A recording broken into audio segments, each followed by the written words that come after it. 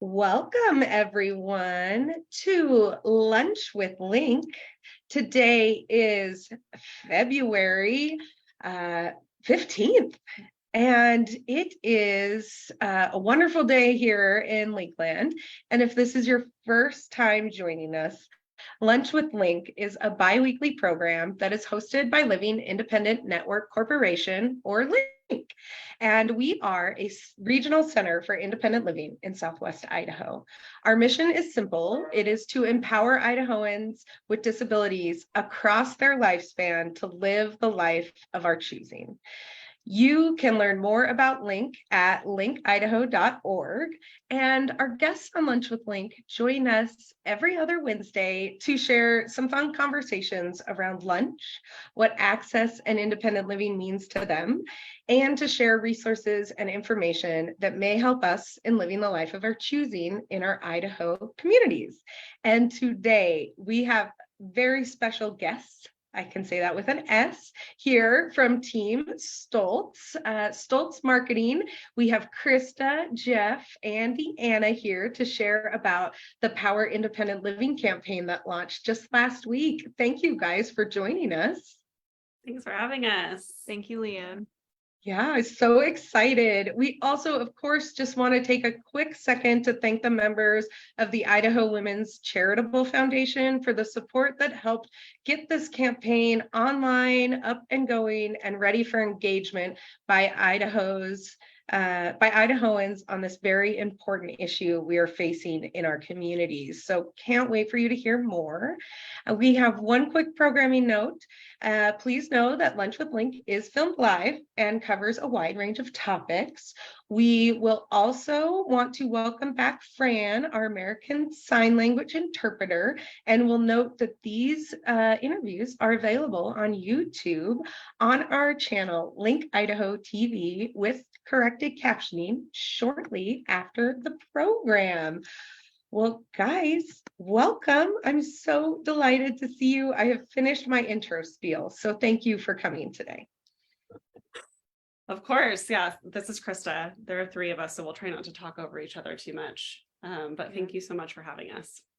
Yeah, well, you guys, before we get into all of this exciting stuff, I love to talk about food. I love to hear how everyone nourishes their body to flourish, and you all do so much every day there at the marketing firm. Would love to hear a little bit about what you're eating today to nourish your bodies. Can you share a little bit? I think I'll start. This is Deanna, and I'm not going to show it actually on screen because it's kind of packed into this container, but it's this really delicious salad that I've been making like probably every other week now for a few months. It's my like fixation meal, as I've been calling it, but it's a salad made up of Brussels sprouts, kale, cranberries, chicken, and sweet potato and goat cheese and walnuts. And I think there's an even longer list after that, but that's just the start. It's really, really delicious. And it, keeps me full, and I really love it. And so, Deanna, before we hear everybody else's, do you make that at home? Like, do you make a big batch of it? This is Deanna, and I do. I make like a week and a half's worth of salad and just eat it throughout the week. I'm lost without it at this point. Well, this is Leanne. That sounds amazing. Krista, Jeff, what are you guys having? Oh man, this is Krista. I did not plan ahead today for my lunch, but I did bring some peanut butter miso actually gluten-free cookies, which all three of us happen to be our gluten-free office contingent. And I am not typically a baker, but I do love to cook a lot. Deanna once told me that she couldn't fully trust me if I didn't like dessert, and that's really stuck with me. And so I've been sharing these cookies with my gluten-free friends. It's a New York Times recipe, and it sounds like a strange combination, peanut butter and miso, but I think they're pretty darn delicious. This is Deanna, and I can confirm that they are delicious. Yeah, this is Jeff. I just tried it for the first time. It was very good. Well, I see that, Jeff. I loved that you took a bite and this is Leanne, and we could see that like goodness in it. So Krista, you may not be a baker, but I do think that peanut butter and miso, like I would suspect it's a little sweet and salty. Like it's got a good kind of flavor complex to it. Yes. I just channeled my inner Brett Nalen, everyone. That's my husband. And he's quite the foodie and likes to talk about whatever the bouquet is of flavors. So, well, guys, that sounds delicious. Jeff, did you bring a lunch or are you snacking on that gluten-free? This is Jeff. I am snacking on it. I did bring lunch. I have been making burritos at home, like veggie burritos, and freezing them, which I've never done before. Because I've been buying like Trader Joe's burritos. And I was like, I can just make these for cheaper and like freeze them in tinfoil. And so I did that. And I've been eating that. Not every day, but like, yeah. What's in them? This is Deanna. What's in them? This is Jeff again. It is rice, beans, potatoes, peppers, onions. I think Wow. that's it. Yeah. Yum. Exciting. I was gonna put avocado, but it seemed weird to freeze and then reheat that way. And I think Yeah. it'd be a good combo. So anyway, yeah, just kind of a basic little burrito. Yeah, that was a good call. This is Leanne on the not freezing the avocado, because you could just add that, right? Like as a topper. I had a neighbor the other day, because we make breakfast burritos every September for like hunting camp, and like they're really handy just when you're out there in the woods in the fall, and you can just pop it onto the campfire and warm it up and eat it when you're going to go hike on a trail or whatever. And I had a neighbor like blow my mind, Jeff. I've been doing these burritos for years, so I'm going to share this hot tip in case it helps you with your burrito making. But these breakfast burritos, we would make all the ingredients and then make each one like separate. And she said, why don't you just put it all in a bowl, mix all the ingredients up, and then put it in the tortilla? And this is Jeff. That may have just opened up a whole new world of possibilities. I'm literally taking piece by piece and like you just said, and yeah, it's the simple thing. This is Leanne, and I'm very glad that I could share my neighbor's wisdom. She's very smart and has changed my life. So I hope that helps, Jeff. My lunch is not here yet, you guys, but I think I mentioned in the pre-show, every year on February 15th, I order sushi from Lucky Fins, and it's coming on Uber Eats. But my friend Jen, who actually, guys, Jen's in the control room, and I'm showing over there. I don't know if you can see her. It's hard to see through the mirror. It looks like she's actually not there, but she is. But she got me these sushi socks because it's February 15th where I get sushi. And so this will be coming. Thank you to my Uber driver, James, who's dropping this off. But I'm excited for sushi today. So I will be having that after the show. Well, guys, now that we've talked about food, I would love for the audience to learn maybe a little bit about each one of you. I've had the chance to really get to know you over a few different crossings of paths, of course, and I just think all three of you bring so much greatness to our community in general. So if you wouldn't mind starting with you, Deanna, and maybe we can go through and just share a little bit about yourself, what you do, inside, outside work, whatever you're comfortable with, but would love the viewers to just get a little taste of who you guys are. Awesome. Yeah, this is Deanna. Well, to start, I'm an art director here at Stoltz Marketing Group, and I've been with Stoltz for almost 2 years now, which is like wild to say. It feels like just yesterday and also a lifetime at the same time. Yeah, but a little bit about myself. I've lived in Boise for my entire adult life, but I grew up in Chicago. So yeah, made the move here for college, and some of the things I love doing outside of work, I really love being outside. I love roller skating. That's probably my biggest passion in life. And I just love art and design in all forms. I actually used to be a metalsmith. I worked as like a professional bench jeweler for a long time.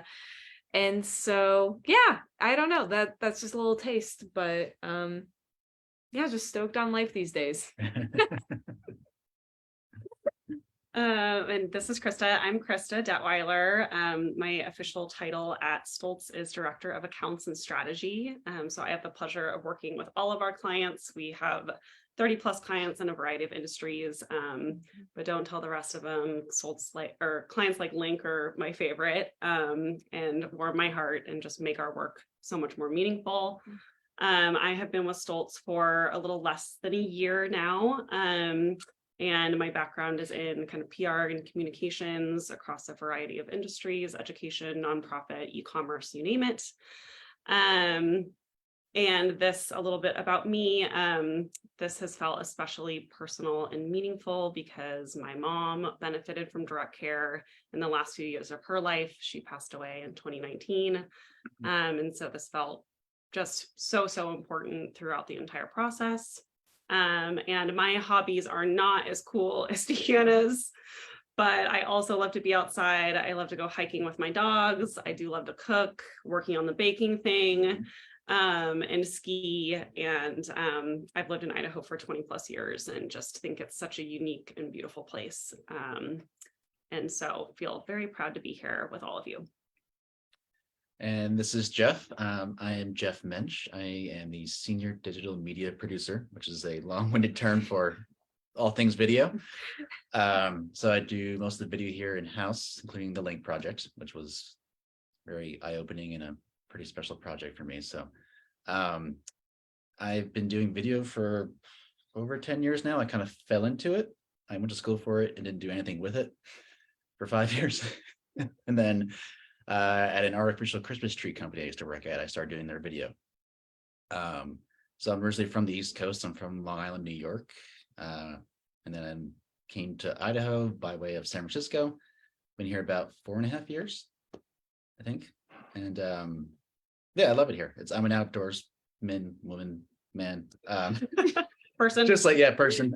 Just as these two, I'm big into snowboarding. I used to surf a lot, but now that's obviously not as accessible. So I transitioned to the mountains. But I am a big guitar player. I'm in a band. That's probably my biggest out of work activity outside of traveling for snowboarding. So Yeah, that's my little background. Wow, this is Leanne. Thank you guys so much for sharing. There's so many things I want to follow up with each of you on that I will look forward to my email or texts for invites of outdoors, skatings, or any baker tests you need. Krista, I'm a very good like food tester. Perfect. So, yeah. Well, guys, thank you so much for sharing a little bit about you all. What I was hoping we could talk about today was, you've been working, and I see your buttons there. So shout out, guys. It's hard to see them, they're so far away, but if you haven't visited the powerindependentliving.org website, you will see that awesome logo. And I think Deanna's going to hold it up for us. Yes. So those buttons, guys, we're going to talk just about, oh my gosh, they're stickers. You guys. These are coming your way. This is Krista. We have these and one more surprise for you all to help spread the word. So yes. Oh my gosh, you guys gave us a gift on Lunch with Link. Thank you. I can't wait to get them because I was admiring them and then was going to message one of you and be like, hey, you got an extra? So thank you. I can't wait. Those are coming to the viewers, guys. And that campaign really was such an incredible journey. And as a marketing and PR firm, you guys kind of have your process in which you do that. And we had talked a little bit about that. So would you mind just talking a little bit about the first part of that, the research part, what that was like for you guys, as we can introduce some of the campaign that's now out there, but really your experience with it. What did that research phase look like? Well, I can start just a quick intro of our overall process. It's a tried and true 4-step process. This is Krista, I apologize. That starts with research and discovery and then goes into strategy, execution, and then measurement. I may be biased, but the research and strategy portions of it are always my favorite. But I'll let Deanna kind of speak a little bit, and Jeff, to our research process and how that went, particularly for a Link. Yeah, this is Deanna, and I would also say that the research portion of our process is also my favorite, because that's where we're really uncovering insights and just stories that really inform all the work that is to be done. And what I will say about this particular research process is I went into this process personally knowing very little about the direct care crisis that we're facing in Idaho. And, I think even beyond Idaho, we can say pretty confidently, but, we were really focused on Idaho. And so I would say this was one of the most robust research processes for myself in terms of learning a lot in a very short amount of time. And it was also one of the most eye-opening research processes I've ever been a part of. It challenged a lot of assumptions for me. I think I like to think the best of our state and its capabilities and its ability to support all community members. And I think it was just really eye-opening, in that I'm like actually tearing up right now a little bit, because I'm just thinking back on all the interviews that we did with folks who have access to direct care, or who are seeking access to direct care. And it was just such an eye-opening process, seeing that there is so much that people do not have access to. And it's putting a lot of unnecessary stress on a lot of different people from all walks of life. So that's a really high level overview of it. But in getting into the weeds a little bit more, we talked to around, I want to say 15 people about their experiences, both those who receive direct care or are seeking direct care, and direct care workers and agencies that provide care.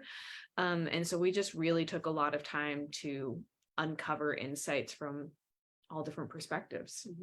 Yeah. It was a very emotional process. I think that we cried several times, just to be totally blunt. And it was really special because those who we were speaking with felt comfortable sharing that emotion with us as well. And so feeling and seeing and really getting a deep sense for that this is a crisis, and it's leaving so many in an unsustainable position, was very sobering. It was very motivating.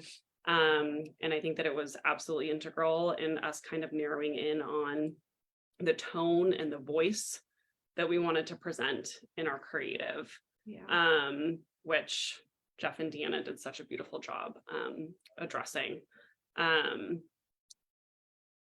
This is Jeff. I wasn't involved in the initial research phase. Like, I came on kind of halfway through.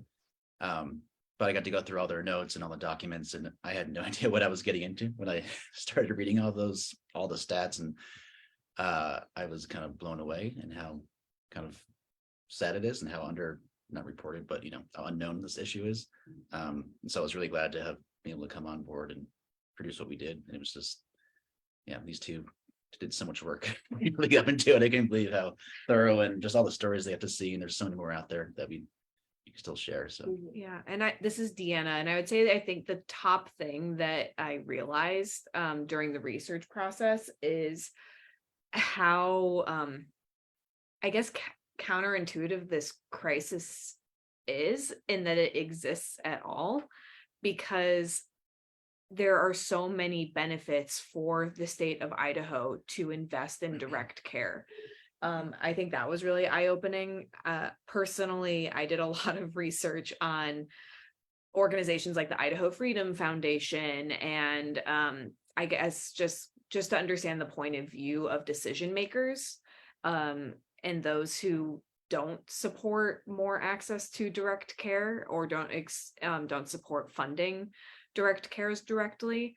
And it was just really eye-opening to see their perspectives, and then also realize that they're not really helping themselves by not supporting direct care. It makes a lot more sense financially for the state of Idaho to invest in direct care, and it makes a lot more sense just in supporting its community members. So that was sort of a moment of kind of uncovering some irony, if you will.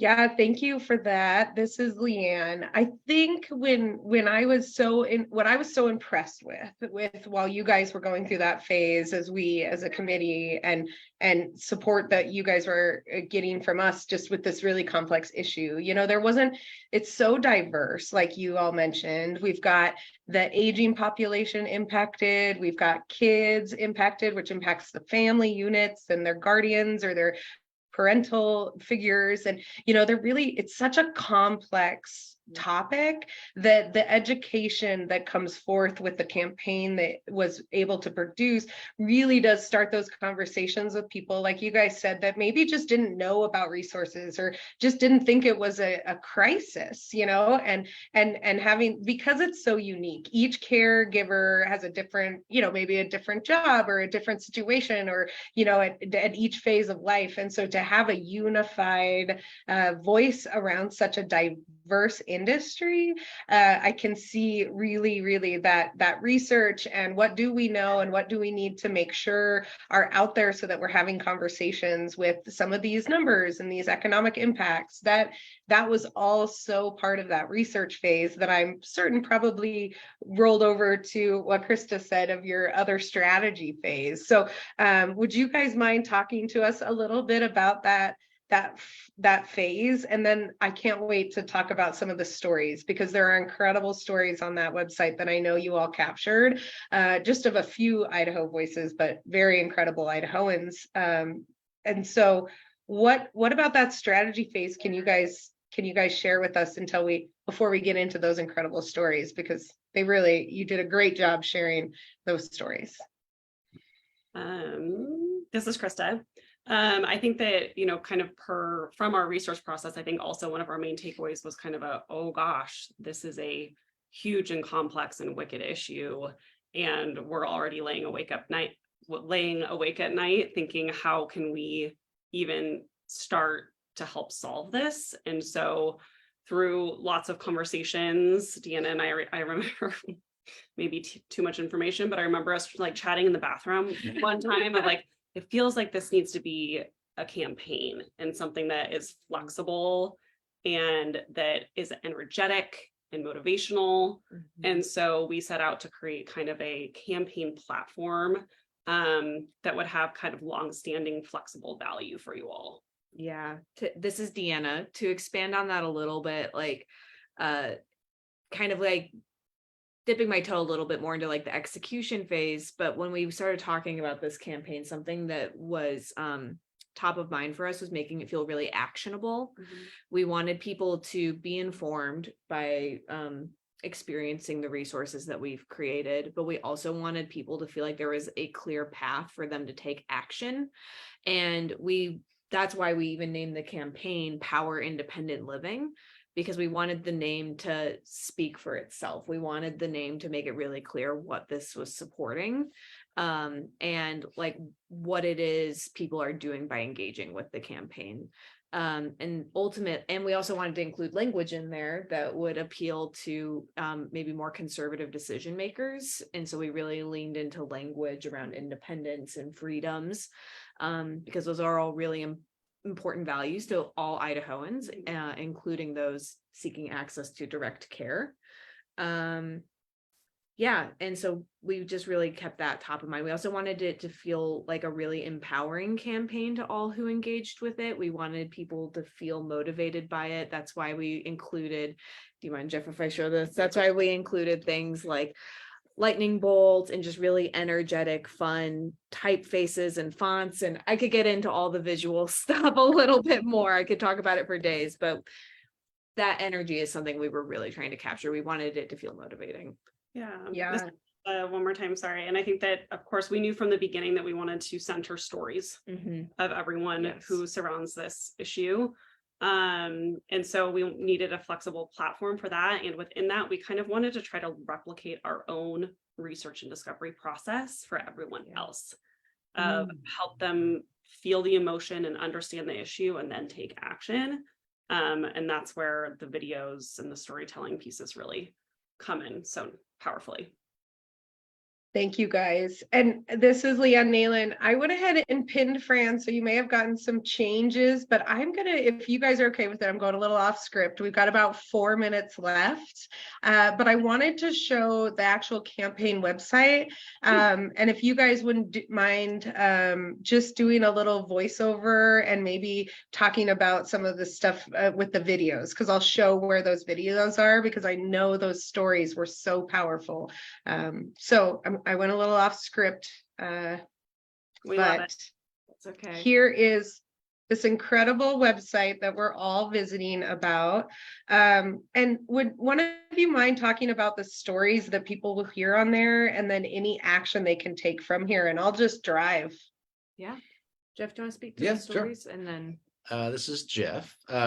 So we have, I believe, 4 stories on there, I believe. Mhm. The first one that comes to mind, that I don't want to say I picked a favorite, but like the one I really like spoke to me was with Non Reyes. Mhm. He is an artist, and I believe he's in a what do you call it, a mobility chair.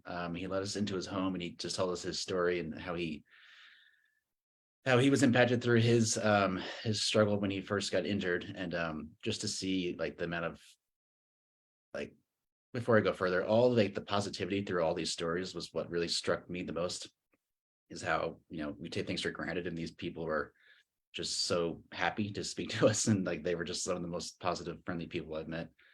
And Non specifically, he even gave us some of his artwork, and just to see what he's accomplished in his life, and he didn't let it stop him, and it was just amazing. And that goes for pretty much everybody on this page. But and then Terry is another story as well. What was he? ALS? Lou Gehrig's disease. He's in the middle there with the blue pillow. He was one of the more funny, positive people we met. I never seen somebody, he was cracking jokes, and he was just super friendly and approachable, and all these people let us into their homes, and it was just like an unbelievable experience. And then after that, we also went to losing names now. Kristen. Thank you, yeah, Kristen and Mary, who were also incredibly. They had a great dynamic. You can see if you watch this video, which obviously you won't do now, but the banter between the two of them was very unique. It's very funny, and they were just wonderful people. And she had a really funny cat. They would walk out back or outside, and a bird that came out with them. It was just, every story was just like so unique, and just a really incredible experience. And I'm so glad that we got to put them on video here and let them speak out. Yeah. Speak out. And to speak, and this is Deanna, to speak to some of the content that we're looking through here on the website. Those videos that Jeff was just talking about are placed all throughout this website. And so we created like a longer 4-minute video that sort of goes over all of these stories together to really showcase a full spectrum of this crisis and how it affects multiple Idahoans with very different backgrounds. And then we also broke up those stories into smaller videos so that people could hear a little bit more about those individual stories. And then on this page where you are, Leanne, this is, I think, one of the most important pages on this website. This is called the Speak Out page. This is where we're really encouraging people to take action. And so we have a few different resources on here. You can reach out to decision makers here to let them know what your stance is on the direct care crisis. There's contact information to specific decision makers linked to this form. So all you have to do is put in some information. There's a placeholder message there that you are welcome to go in and edit if you would like, but you can also send it as is. But if there's some information you're wanting to include about your own story, you can do that there. And that's just to really wake decision makers up a little bit and to increase awareness around this issue. And then this right here, what you're scrolling past, Leanne, this is a section devoted to social content. So we just have these posts that we've created all about the campaign that you can download and share across your own social platforms. And you can also share your own photos to tell your own story. There's also copy there that you can copy and paste. We're just really wanting to get the word out about this campaign and the issue around it. So yeah, and then also a really incredible thing about these videos, there's also audio description versions of all of these videos. So throughout the website, wherever there's a video, there's also an audio description version so that these stories are accessible to all. Awesome. Well, you guys, we are about 1 minute over our show time, but I am actually impressed because I could talk to these wonderful people about this important issue for hours on end. In fact, I think we have. So on behalf of everyone behind this campaign, I do want to thank Stoltz Group for all of your incredible efforts and just the care you took crafting this message and really making sure that it had the integrity. So as those of us who are continuing to have these conversations have the information that helps us really educate each other on this issue that faces so many of us, yet it's so diverse, it's hard to find those common pieces. So thank you guys for that. And next Lunch with Link, guys, we have Boise Bombers on here. So Spencer, who is the founder of that, will be here in 2 weeks to talk to us. So thank you, Team Stoltz. And for now, everyone, we say ciao for now. Ciao. Thank you, guys. No. Thank you.